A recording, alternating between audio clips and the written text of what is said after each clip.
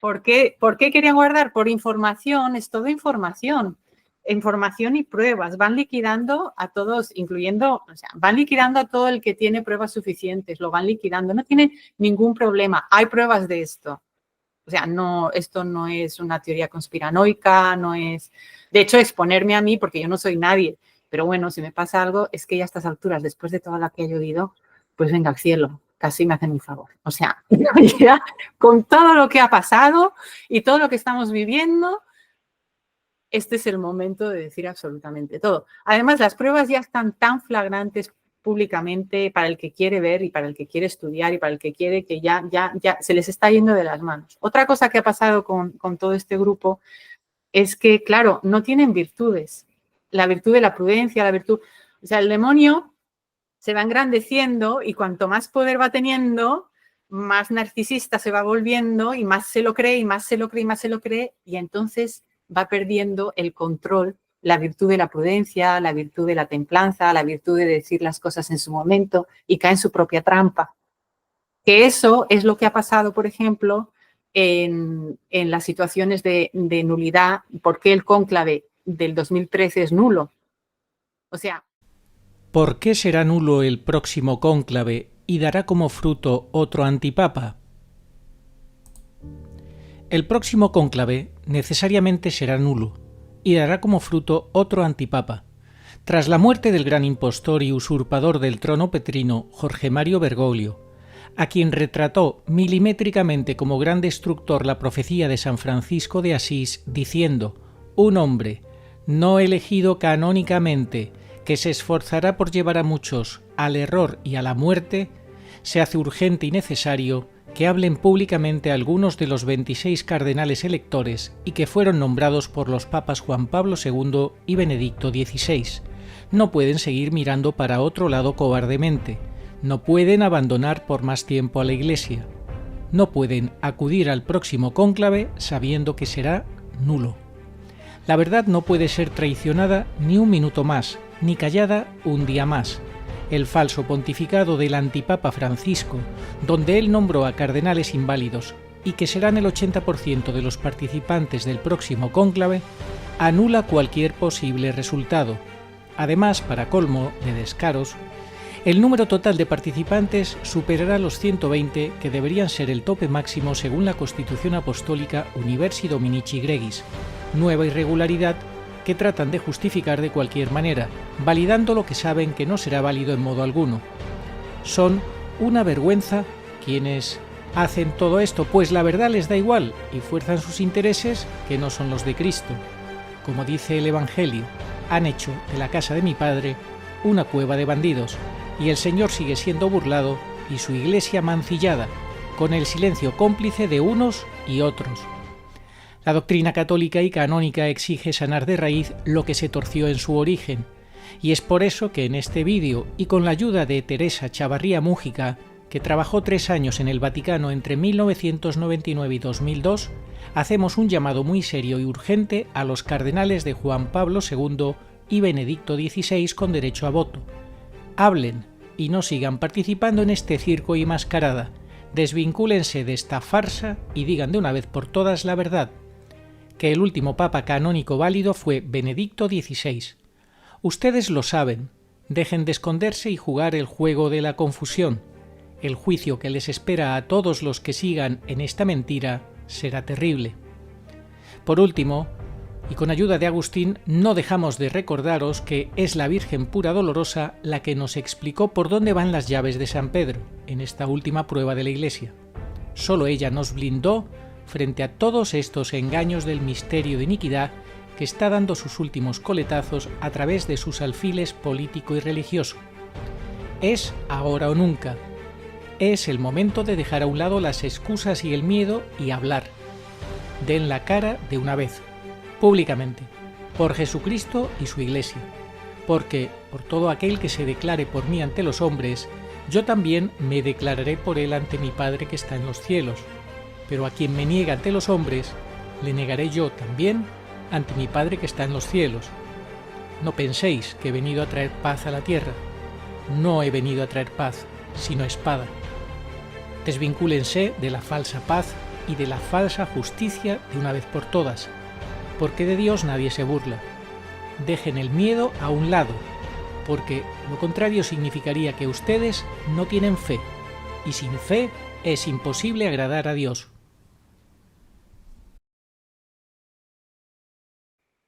A tal punto que yo tuve ocasión de que Juan Pablo II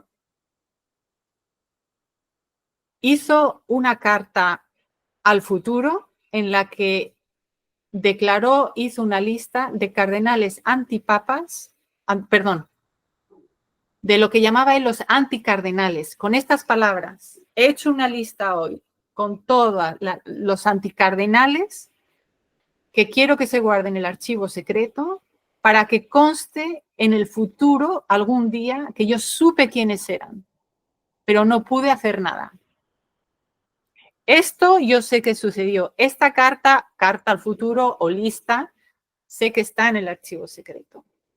Claro, no sé si es bueno decirlo porque a ver si alguien va a ir a buscarlo o si no lo han hecho ya y a destruir esa prueba. Pero esa sería la prueba básica y clave en la que lo más probable es que, bueno, lo más probable no, es que me juego el cuello a que Bergoglio está en esa lista porque sabemos que es masón, tenemos pruebas de ello. Entonces no hay vuelta de hoja. Hola Arturo, en este comentario que me has pedido relativo al cónclave que se va a celebrar, vamos a subrayar las ideas fundamentales que guardan relación con el papado. Las llaves de San Pedro son únicas y van por una trayectoria definida para la cual hace falta tener fe en la sobrenaturalidad de la revelación, pero es la trayectoria que coincide con los signos de los tiempos. Es decir, no es tan difícil si uno realmente se lo propone, porque hay fundamentos para creer en esa línea, que es la única válida. Las llaves se las dio San Pedro a Felisa para que entendiésemos que hasta Benedicto XVI iban pasando de un sucesor a otro. Una vez que Benedicto falleció, sabemos que la Santísima Virgen es la tenedora hasta que el último papa válido, que no será elegido canónicamente, anunciado por San Miguel en Umbe, Pedro Romano, sea el último tenedor de las llaves. También decimos que Pedro Romano no va a aparecer antes del aviso. Así que en este cónclave, pues de otra manera diferente a la canónica, pues también podemos constatar que no puede salir ningún papa válido. Ni la vía canónica ni la vía sobrenatural dan pie a pensar que sí. Así que esas cadenas de oración para que se inspiren los cardenales son un desgaste innecesario. Son pues hacerle el juego al oficialismo y contribuir a los fuegos artificiales o fuegos infernales, porque el sustituto de Bergoglio, si no es ya el falso profeta, pues será el precursor del falso profeta. En cualquier caso, alguien fuera de la línea sucesoria papal que terminó con Benedicto en la rama canónica. La Santísima Virgen Pura Dolorosa respeta tantísimo el papado que quiere que sea un papa quien apruebe sus apariciones. Por eso San Miguel nos pidió a nosotros que rezásemos para que el último papa pudiera aprobar las apariciones de la Virgen y sus mensajes. Y ese último papa será carismático, no será un producto de la destrucción bergogliana. Estará asistido por San Pío de Pietrelcina, que falleció en 1968, el año en el que San Pedro le entregó las llaves del papado a Felisa Sistiaga. Otra coincidencia de fechas que no es casualidad, claro que no. La Santísima Virgen tiene tantísimo respeto como nuestro Señor y tanta fidelidad a lo que supone la roca petrina, que por eso ella no solamente no se aparta de la línea del papado, sino que la bendice, la confirma, la explica y humildemente, no tendría por qué, porque ella es la madre de la Iglesia, podría hacerlo de otra manera, pero quiere que sea un papa quien apruebe esas apariciones, y seguramente ese papa también aprobará el quinto dogma, porque en las Mariafanías de Umbe la corredención se encuentra profusamente demostrada en las palabras de la Virgen, en las visiones, en las fechas, en las treintenas, en todo. Así que de esa manera, pues las llaves del papado no pierden trazabilidad, esa palabra que se usa mucho para asegurar que un proceso de fabricación está exento de errores. Pues aquí sucede lo mismo, que hay trazabilidad para que podamos saber que las llaves de Pedro no están extraviadas, y que si alguien dice que en este cónclave están a la espera de que el personaje que salga al balcón sea el tenedor de esas llaves, pues no será así. Será el que reciba el llavero, que en su día Bergoglio se quedó, porque la llave se la quedó Benedicto. Así que recemos para que no seamos confundidos, y ahora no nos extrañemos de que el 99,9% de los católicos, influenciados por el oficialismo, por los medios de comunicación, pues estén mirando a la línea que no es la línea única por la que circulan las llaves de San Pedro. Muchísimas gracias. El resucitado se apareció a sus discípulos con el saludo de la paz y les dijo: no temáis, no tengáis miedo, soy yo, no temáis. Este es el llamado insistente que nos hace nuestro Señor a que no temamos, a que no temamos. El santo temor de Dios como fruto del Espíritu Santo, sí, santo temor de Dios, pero el miedo a Dios, el miedo a la vida, el miedo al enemigo, no. El miedo a los acontecimientos que puedan ocurrir. Lo que yo digo es, si tienen miedo es que han perdido la fe. Eso es lo grave. Eso es lo grave. No entienden a quién tienen delante cada vez que consagran. No lo han comprendido. Ella les ha hecho un llamado en inglés, porque en Estados Unidos, si en España la situación o en Europa la situación es muy poco halagüeña, muy pocos sacerdotes se atreven a hablar, obispos ya ni digamos, en Estados Unidos la situación es peor, y ella hoy quiere hacer un llamado a los cardenales, 27 de los 135 que van a entrar el próximo 7 de mayo en este cónclave, que entendemos claramente que es nulo, porque van a participar un 80% de cardenales nombrados por Bergoglio, y eso hace que el cónclave sea nulo. Por eso, antes de que entren el próximo día 7, Teresa hace un llamado a los cardenales de Juan Pablo II y Benedicto XVI, 27 cardenales, 5 el Papa Juan Pablo II, con quien ella trabajó, creando el departamento de marketing. Lo creó ella y luego siguió su hermano trabajando en él.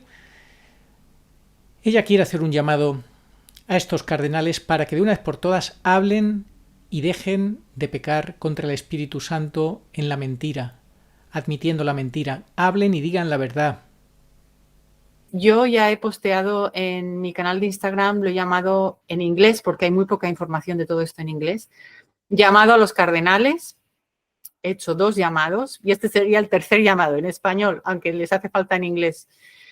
Y es: dado los atentados que ha habido continuos contra el Espíritu Santo, tienen que convocar una rueda de prensa y reparar públicamente, decir un mea culpa, permanecí en silencio, aparte de las reparaciones que tienen que hacer a nivel espiritual. Tienen que hacer una reparación pública ante el mundo entero y ante la Iglesia Católica Universal, diciendo: nos callamos cuando supimos que esto era un atentado contra el Espíritu Santo. Es como un padre de familia que calla ante el atentado o la violación que está sucediendo constantemente a sus hijos en su casa, en su propia casa. ¿Qué excusa pueden tener? Si hay alguien dentro de la casa que está violando a un niño inocente, ¿qué excusa puedes tener para estar callado?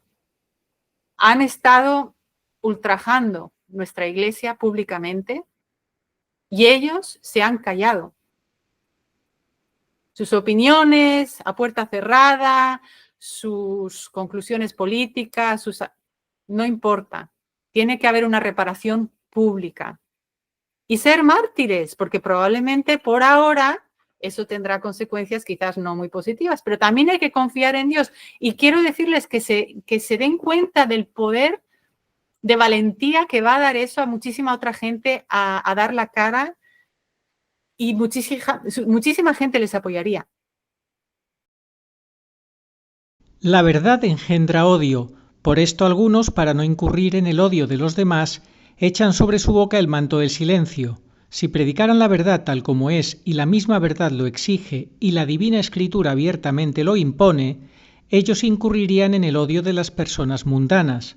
Jamás se debe dejar de decir la verdad aun a costa de provocar escándalo. San Antonio de Padua. Muy buenas, saludos cordiales en Cristo y María y siempre bajo la custodia de nuestro querido San José.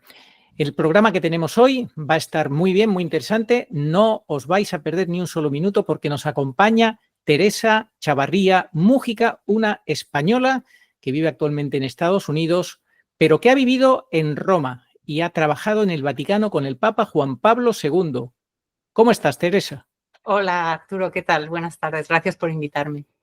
No, gracias a ti, porque quieres venir a dar testimonio de tu fe y a hacer un llamamiento importante, porque tú has llegado al convencimiento de que la situación que vive la Iglesia es límite y que no se puede seguir callando, ¿es así? Así es, han sido muchísimos años de tortura, de silencio, de persecución entre familiares, amigos, que no se creían lo que uno tenía que decir, no creían las informaciones objetivas que se presentaban, ni siquiera, no se lo planteaban. Entonces ha sido un camino arduo y de mucho dolor, de mucha cruz, pero ha llegado el momento de hablar. Así, cada uno tiene su momento, ¿verdad? Vosotros habéis hecho una labor excelente acompañándonos durante todo este camino, toda esta trayectoria de infinita soledad para muchos, nos habéis acompañado y yo estaba esperando un poquito el momento en el que yo sentía que Dios quería que yo dijera mi pequeñita aportación, digamos, o sea, una aportación humilde, pero que me siento responsable de tener que hacerla. Pues estupendo, te agradecemos muchísimo que des ese paso al frente porque esto, como yo he dicho en otras ocasiones, esto es una cadena de síes. Entonces se trata de que uno diga sí y tu sí anima a otros a que den sí y a que den el paso al frente. Así que muchas gracias, Teresa. ¿Qué es lo que a ti más te ha llamado la atención del libro del padre Cornet, Habemus Antipapam? Porque tú lo has traducido del italiano al español. Bueno, tuve el honor de hacer esta traducción y básicamente fue la confirmación con fechas, con datos, con documentos. Yo digo que es como una especie de tesis doctoral. Se han publicado cosas muy interesantes ya sobre la materia, desde artículos por Chonchi, temas legales, por muchísima gente. Pero realmente este libro, Habemus Antipapam, se puede decir que es la tesis doctoral desde el principio, desde la infiltración de la Iglesia hasta el día de hoy, prácticamente. Bueno, no el día de hoy porque estamos ya con la muerte de Bergoglio, entonces, pero prácticamente hasta entonces. Y el rigor que ha utilizado, la información objetiva en una búsqueda por la verdad es lo que más me ha impresionado, con pruebas documentales que ya no se encuentran muchas de ellas porque se quitaron los enlaces, porque se eliminaron de internet, porque etcétera. Pero lo maravilloso es que están las pruebas documentales objetivas que el Señor ha puesto en su camino y que gracias a la colaboración de múltiple gente se ha podido hacer el compendio, digamos, de todo esto y es una obra de arte. Yo digo que es una tesina, o si no es una tesis doctoral prácticamente. Y lo bonito es que yo podía palpar su sufrimiento como sacerdote viendo lo que estaba pasando en su iglesia y buscando la verdad. Se ve claramente que no estaba precondicionado a culpabilizar a nadie desde el principio, sino era una búsqueda que empezó por sí mismo, en un principio sin más ánimo de que fuera una búsqueda propia, de buscar por la verdad, y se ha convertido en una tesis doctoral en la que prueba realmente lo que todos íbamos viendo con diferentes artículos, en diferentes publicaciones, por nuestras propias investigaciones, pues es confirmación tras confirmación, pero añadiendo 40.000 pruebas más y documentadas, y yo creo que es el libro más completo escrito hasta ahora. ¿Y qué es lo que prueba el libro del padre Cornet? Que Bergoglio, llamado Francisco, es el antipapa.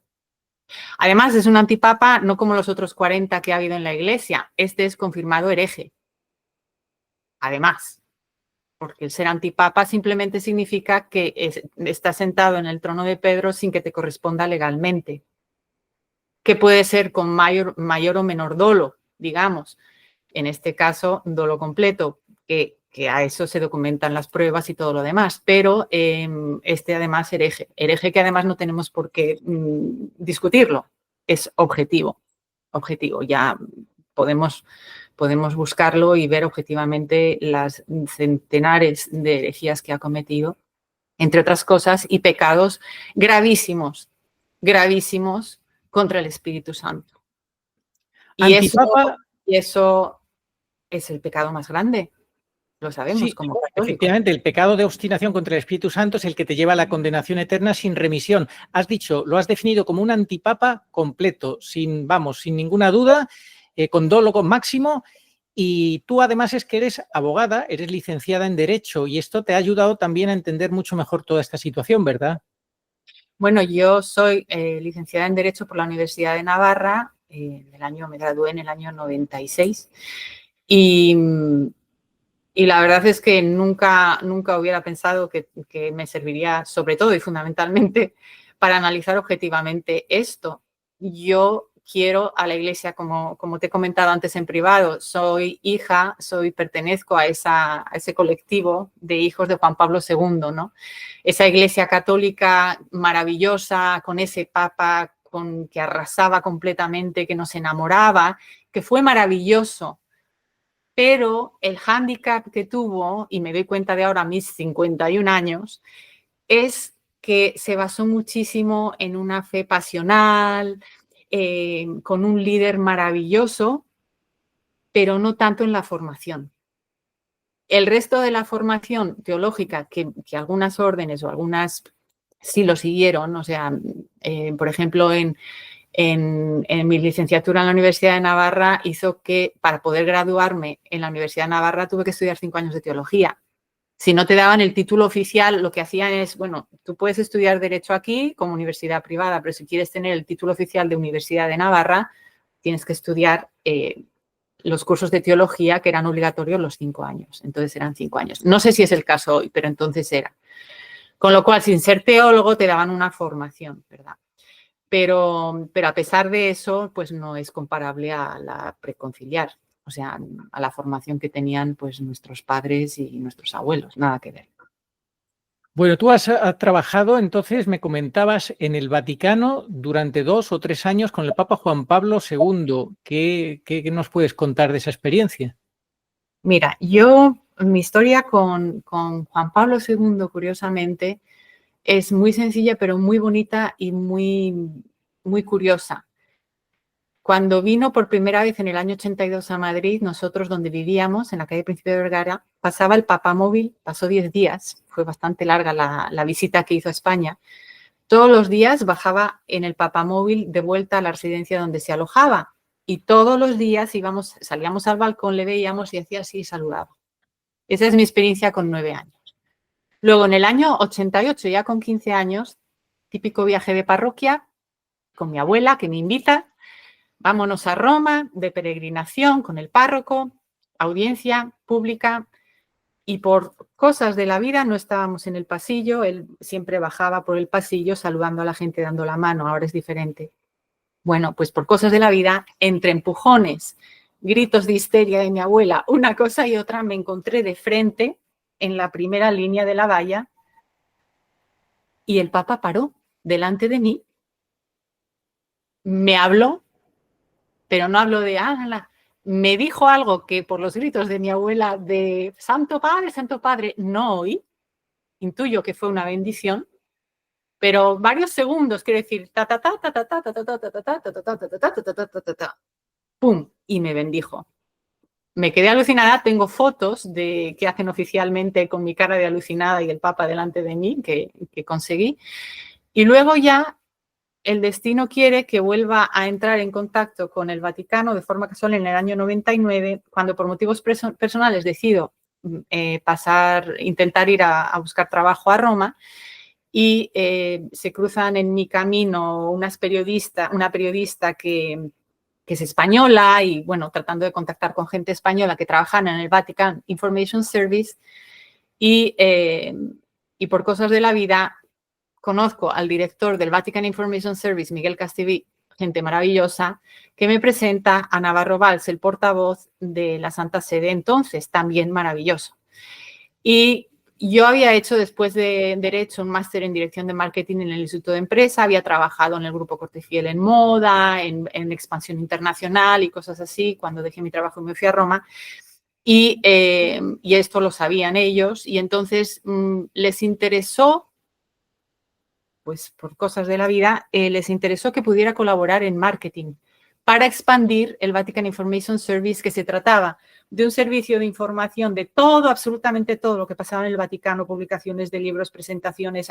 Es todo un gobierno, digamos. Entonces pasan 40.000 cosas al día que vienen publicadas en múltiples idiomas y repartidas a agencias de prensa, embajadas o cualquier suscriptor privado. Entonces era la forma, no había una página web totalmente desarrollada, ni social media, ni todo esto.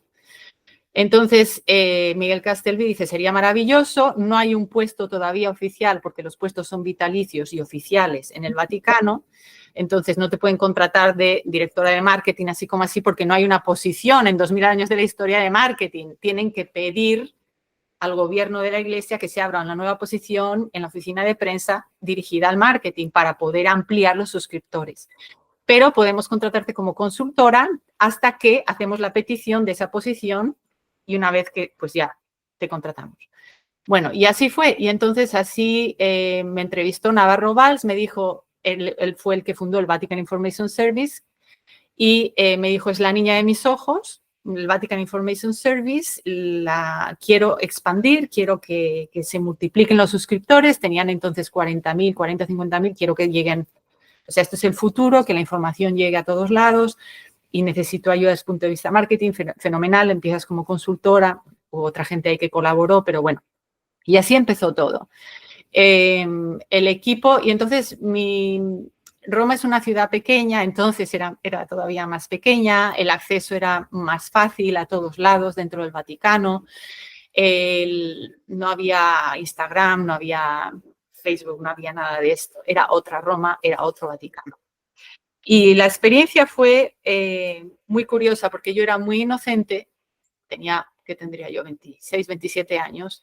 Era una niña buena buscando la verdad, católica. Mis pecados eran los pecados de una niña buena católica, digamos.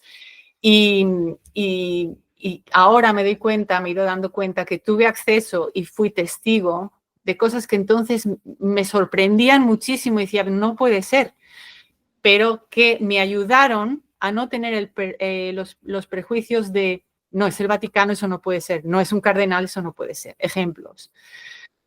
Comida en apartamento privado de un cardenal dentro del Vaticano y enseñarnos su colección de vestimenta de las diferentes épocas de la Iglesia, la de color rojo, la de color rosa, la de color púrpura, diseñadas por Prada,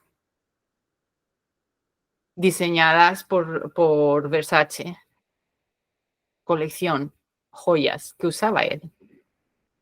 Yo me quedaba así. Otro ejemplo, comida con cardenal y con un asistente de un cardenal que era muy amigo mío, cuyo nombre no voy a decir ahora, pero y me empiezan a hablar y tanteando de ver qué opino, si sería yo una favorable a sacerdocio y el matrimonio. Ellos obviamente favorables. Yo alucino y digo, no estoy entendiendo bien. Por ejemplo, es la primera vez con Santa María Traspontina, cuando hubo lo de la Pachamama, yo sabía perfectamente todo porque yo con Padre Vincenzo, que era el superior de los carmelitas que llevan esa iglesia, que es un exorcista, es uno de los pocos exorcistas que hay en Roma y entonces era obviamente mucho más joven y está muy activo, todavía está activo. Pues presencié, era un sacerdote que le quería muchísimo, que yo me confesaba con él, que iba todas las tardes después del trabajo ahí. y presencié exorcismos, cosas brutales, cosa que yo no, casualmente, no porque él lo permitiera, sino porque yo iba a verle todas las tardes a saludarle un ratito y en una de esas pues entró una pareja y me dijo, espera 5 minutos, y esos 5 minutos fueron 4 horas de gritos, subirse por las paredes la señora, oír todo, y claro, estaba yo tan petrificada que lo único que hacía era rezar el rosario hasta que salieron esa pareja normal y hubo la liberación. En fin, digo esto para señalar cómo en el día a día, aunque fueron pocos años, en el día a día daba lugar muchísimos encuentros con un Vaticano, con una que no es el que normalmente se conoce si eres un feligrés que está fuera de ese entorno, sin más. También muchísimas, entonces estaba una de mis mejores amigas, había una librería que era la librería ecuménica, que estaba en la Vía Conciliazione muy chiquitita, y estaba a un ladito de Vía Conciliazione, y por ahí pasaban todos, cardenales, obispos, todos, impresionante. Impresionante. Entonces yo era muy amiga de ella y yo iba también después de Padre Vincenzo, que es Santa María Traspontina, enfrente estaba la librería ecuménica y íbamos, hablábamos, nos tomamos un café y pasaba ahí muchas tardes, pero tampoco conocía a mucha gente, ese era mi mundo y el grupo de oración de ese. ¿En qué año?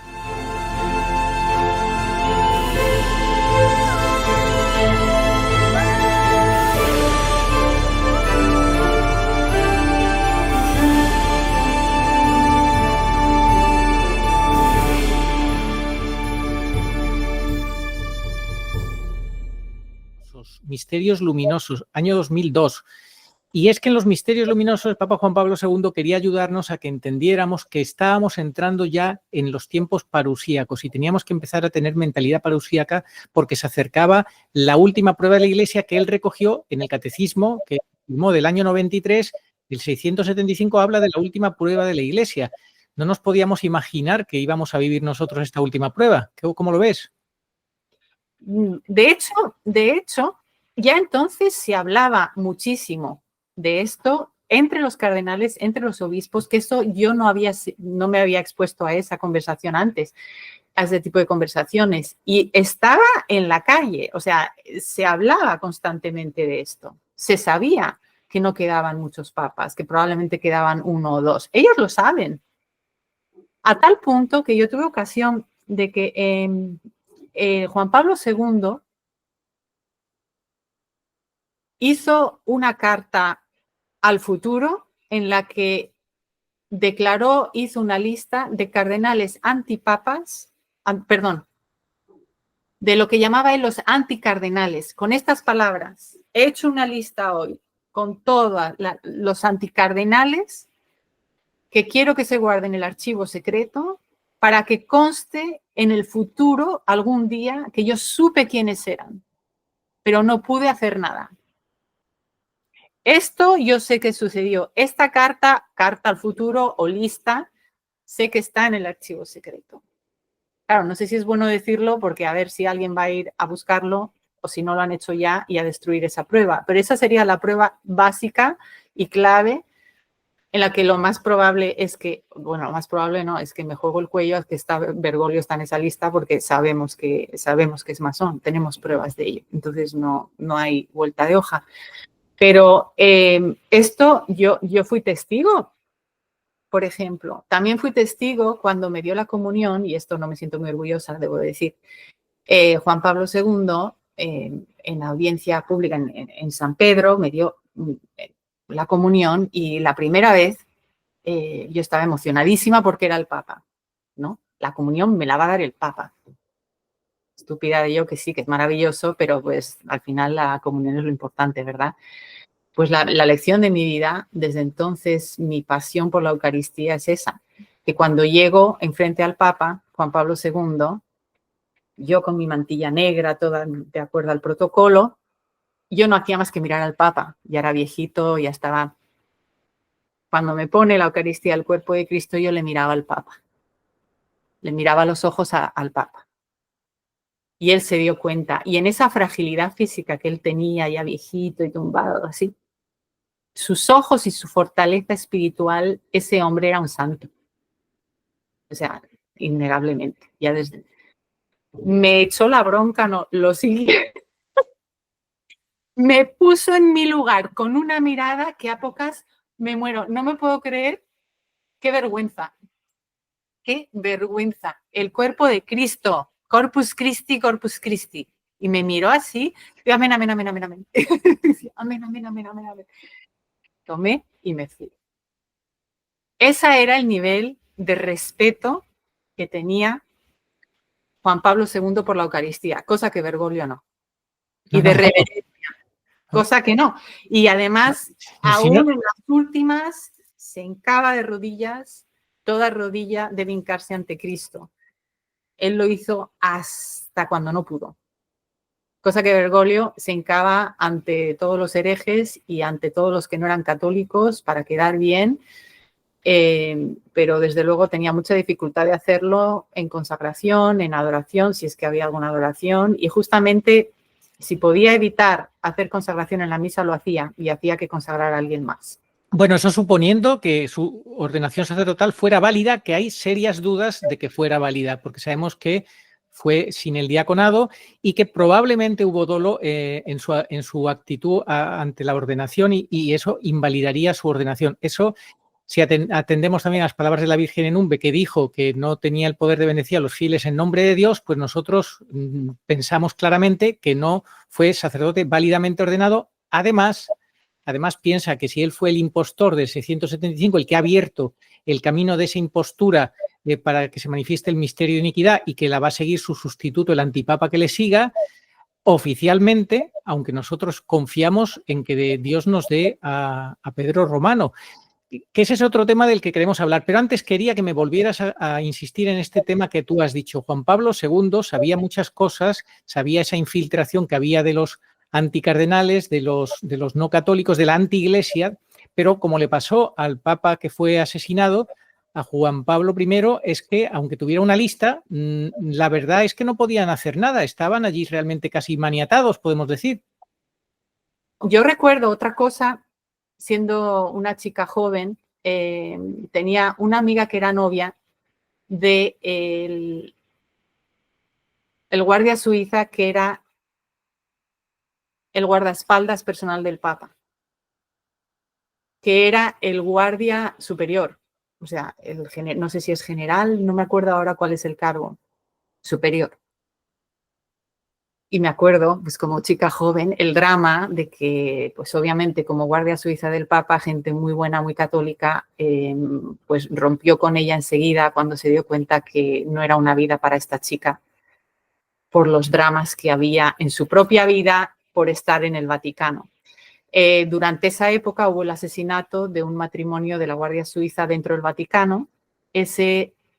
Digo, la información que yo viví desde dentro, lo que el novio de esta chica le dijo que era el guardaespaldas personal del Papa, ¿sí? Y era el jefe de toda la Guardia Suiza. Pues ese atentado iba contra él, contra el guardaespaldas. Y él investigó y supo quiénes eran y había cardenales involucrados. Entonces, ¿qué es lo que pasó? Dimitió y se tuvo que ir. ¿Y por qué crees que querían matar al guardaespaldas? El corazón roto de mi amiga. ¿Por qué querían guardar? Por información, es todo información.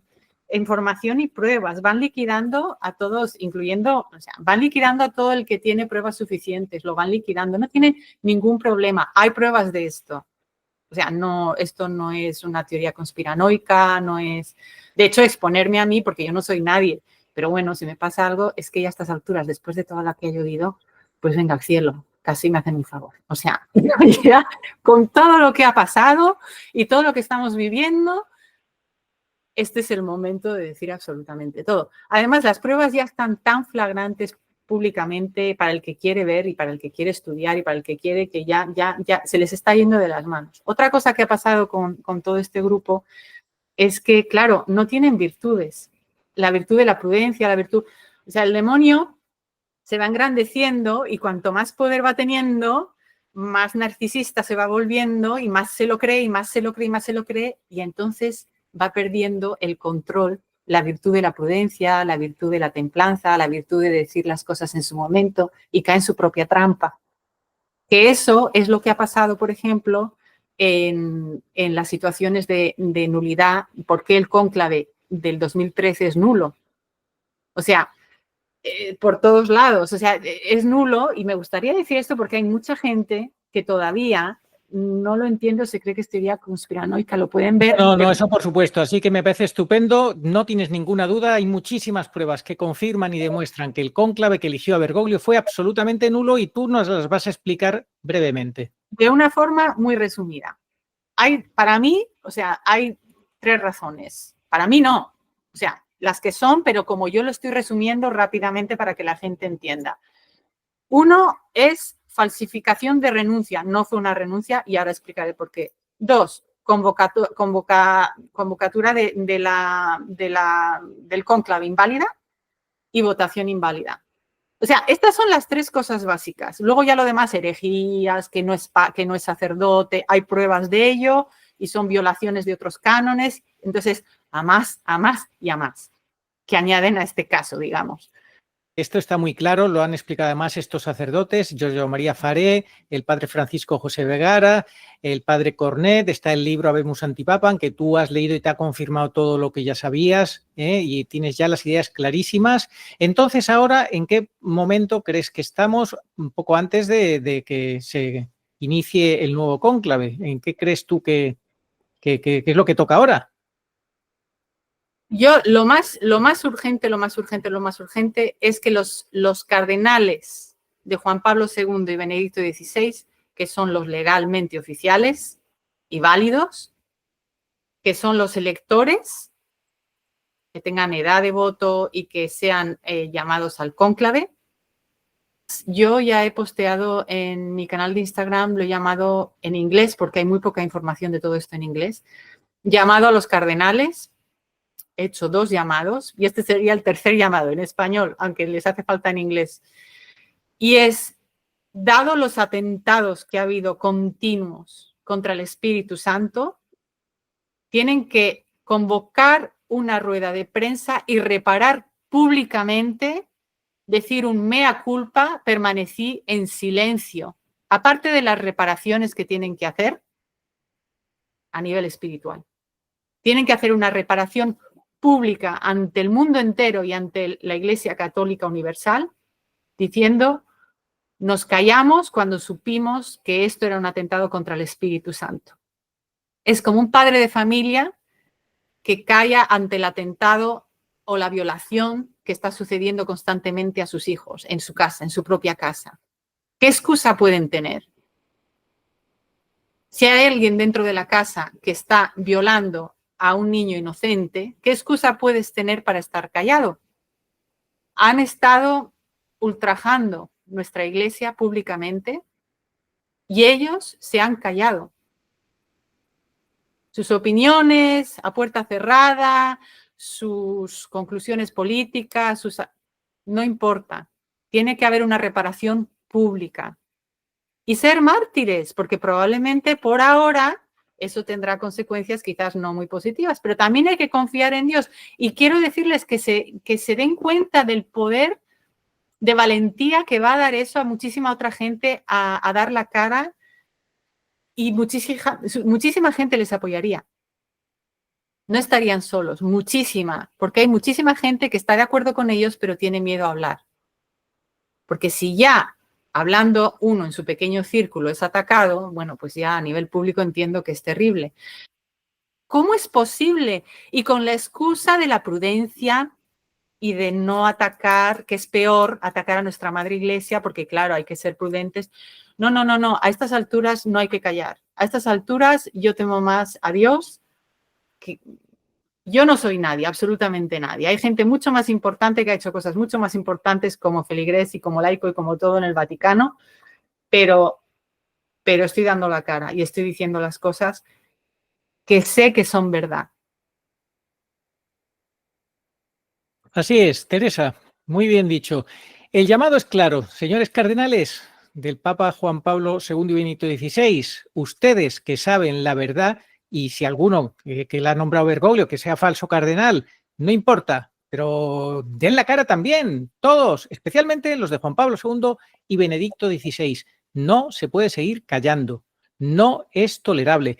Muchas veces se dice, es que ¿qué dices tú? A mí me han dicho de todo y te puedes imaginar, Teresa, me han dicho de todo porque tú eres un simple seglar, Esto, la iglesia es jerárquica, la iglesia es jerárquica. Bueno, claro que la iglesia es jerárquica, pues eso es lo que estamos esperando, por eso hacemos este llamado urgente y definitivo. Se están jugando la salvación eterna. Señores cardenales, van camino, en estos momentos, objetivamente hablando, van camino del infierno, que lo sepan. En estos momentos, si ustedes se mueren en silencio y sin dar la cara por nuestro Señor, lo dice el Evangelio. Todo aquel que se declare por mí, yo me declararé por él ante el Padre, pero el que me niegue delante de los hombres, yo lo negaré delante de mi Padre. Así que es el momento de no negar más la verdad, porque Jesucristo es la verdad y ustedes saben cuál es la verdad. Así que hablen públicamente, hagan una rueda de prensa y digan, perdón, pedimos perdón a la Iglesia, hemos sido cobardes, no hemos sabido hacerlo mejor, por lo que sea, por esto y por esto. Todo se puede reiniciar, hay que sanar de raíz, y sanar de raíz significa la verdad, porque la Iglesia vive de la verdad, por la verdad y para la verdad. Así que den la cara y hablen la verdad. Exactamente. Muchos de los feligreses dicen, no entiendes, Teresa, si es que esto depende del Espíritu Santo. Y lo dicen con toda la mejor intención y es cierto, todo depende del Espíritu Santo, pero es que el pecado y agravio que ha habido contra el Espíritu Santo, el que esperamos que ahora venga aquí como si tal cosa sobre anticardenales en un cónclave que es falso, si la parabólica está rota, aunque la señal quiera llegar, no llega. Entonces, una forma de que llegue, por lo menos algunos, sería hacer un acto de reparación pública, de lamentar públicamente, decir mea culpa. Eso haría que la parabólica se arregle y el Espíritu Santo diga, venga, va, aunque sea por unos pocos, porque no necesito que todos, pero por unos pocos fieles, el Espíritu se mueve. Y sí es cierto que muchos fieles yo conozco que están, incluyéndome a mí, ayunando, orando, pues para que el Señor arregle esto de alguna manera. Pero el agravio público, porque la Iglesia es jerárquica, como has dicho antes, el agravio público que se ha hecho al Espíritu Santo debe ser reparado por ellos mismos y por su silencio. Porque yo en mi vida personal puedo actuar y puedo desagraviar, puedo confesarme, puedo hacer todo, pero yo no puedo hacerlo por ellos, tienen que hacerlo ellos. Yo no soy nadie. Claro, como es una iglesia jerárquica, nosotros hacemos nuestra parte dentro de la jerarquía, pero ahora ellos tienen que hacer la que les toca a ellos. Así que el llamado es claro, antes de que empiece el cónclave, hagan una reunión, convoquen una rueda de prensa, los que sean 2, 3, 4, 10, 12, los que sean, y den la cara. Hablen claro, pidan perdón. Con que hubiera 1 o 2, como digo yo, Dios está de rebajas. O sea, Dios es un buen padre. Con que vea la intención de 1 o 2 y dice, venga, va, listo, vamos a ver cómo arreglamos esto. Pero tiene que estar, ese 1 o 2 cardenales tienen que hacerlo. Tienen que hacerlo y no esperar y poner todas sus esperanzas en los pasillos, en decisiones políticas en los pasillos antes de este falso cónclave. No va a funcionar así. Y no es porque yo me vanaglorie de saber todo, ni profetiza, ni nada de eso. Es que es lógica. Es que el Espíritu Santo ha sido agraviado, necesita ser reparado, así sea por un cardenal, alguien que represente el silencio de los múltiples cardenales ante el agravio. Uno. ¿Habrá uno?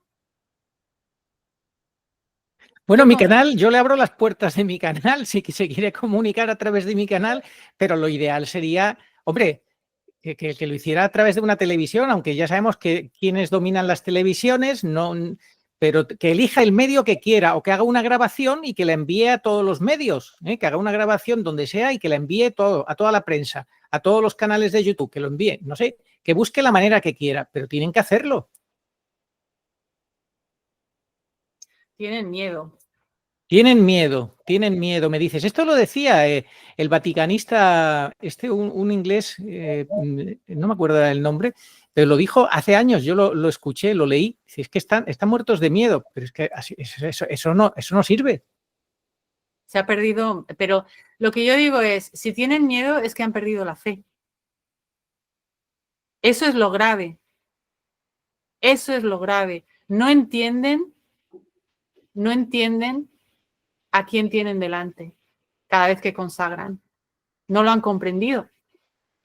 Porque si, es que es obvio, no quiero juzgarles, pero si tú lo comprendes, yo el día que comprendí que Jesús Eucaristía es Jesús Eucaristía, yo no puedo no puedo comulgar sin confesar en la boca y de rodillas, no porque sea perfecta, sino de miedo y de respeto. Prefiero no comulgar. Ellos, si supieran a quién consagran, si de verdad fueran conscientes, no tendrían miedo.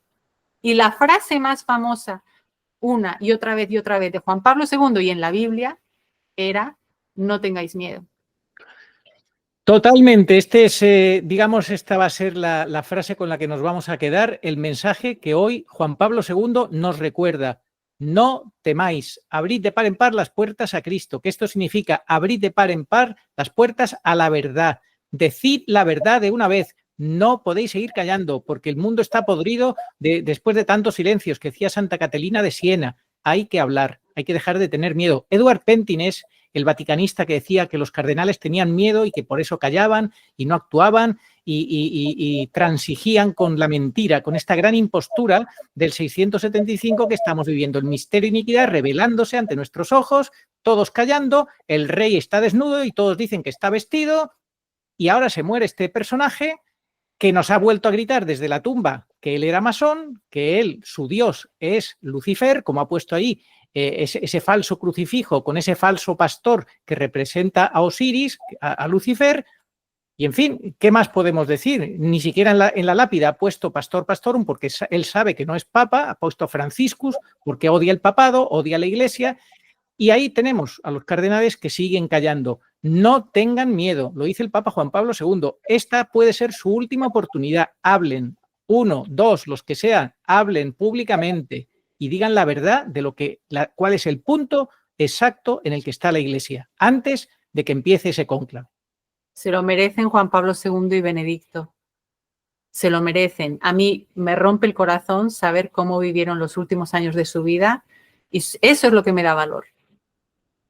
El amor que profesaba yo que les tenía, eso es lo que me da valor. Sobre todo Juan Pablo II como hija de esa época. No se lo merecen. Totalmente. Juan Pablo II y Benedicto XVI han alargado el papado al máximo. El sacrificio que hizo Juan Pablo II, con Parkinson, hecho polvo, aguantó todo lo que pudo, le trataron de hacer renunciar en los años 90, aguantó hasta para alargar al máximo. Y luego Benedicto XVI, que lo último que quería era ser papa, el sucesor de Juan Pablo II, lo aceptó y se entregó a pesar de todas las zancadillas, todas las barbaridades que tuvo que sufrir, luego amenazas de muerte, y la gente que no comprende nada le acusan encima de haber sido cobarde. O sea, hubiera sido un mártir, pero si fue un mártir es que no entienden nada. Es una pena, Teresa. Bueno, yo no sé si quieres concluir con alguna idea final, sintetizando todo. Cuando veáis estas señales, alzad la cabeza y ya queda menos. Ese es mi consuelo. Totalmente, totalmente. Esta es nuestra esperanza, se acerca nuestra liberación, es así. Nosotros lo hemos explicado. Y luego, aparte que hemos nacido en esta época por una razón. Y hemos nacido católicos de todos los billones de habitantes del universo, del mundo. Hemos nacido católicos y en esta época. Y es por una razón, no simplemente para ocupar una ficha en el tablero, sin más, ser un alfil, sino es época de torres, de reinas, de reyes, de ser importantes, de hacer lo que puedas por la Iglesia Católica, dentro de tu pequeño lugar. Pues nada, hacemos un llamado a todos los que nos están viendo, a ver si cada uno desde su sitio, si quiere dar la vida por la verdad, por la Iglesia, porque dar la vida por la Iglesia es dar la vida por Cristo y por tanto dar la vida por la verdad. Y este llamado lo hemos hecho especialmente a los cardenales. Dios quiera que a alguno le llegue este vídeo y a alguno, pues el Señor le toque con su gracia el corazón y se abra al Espíritu Santo, ¿sí? se humille y el Espíritu Santo le alce y le convierta en lo que Dios quiera. Así es. Ojalá. Por eso estamos rezando y ayunando. Por ese cardenal. Bueno, pues a todos los que estáis viendo este vídeo, que habéis llegado hasta aquí, por favor, os pedimos lo que acaba de decir Teresa, mucha oración, mucho ayuno, ofreced sacrificios, oraciones, ayunos, misas, lo que sea, para que 1 o 2 cardenales al menos salgan a la palestra pública y desde la humillación Dios les alce de la basura, les alce y les convierta en esos testigos de la verdad que la Iglesia necesita. Amén. Amén. Bueno, pues con esto nos despedimos. Teresa, muchísimas gracias por haber venido a este canal, que es el canal de Nuestra Señora, la Virgen Pura Dolorosa. Ella te ha invitado, tú has dicho que sí, así que ella te sea tu compañía preferida, la que te guarde en su inmaculado corazón y te guíe siempre en todo. Que así sea. Amén. Gracias. Gracias por todo. Oh María, sin pecado concebida, rogad por nosotros que recurrimos a vos. Amén. Amén.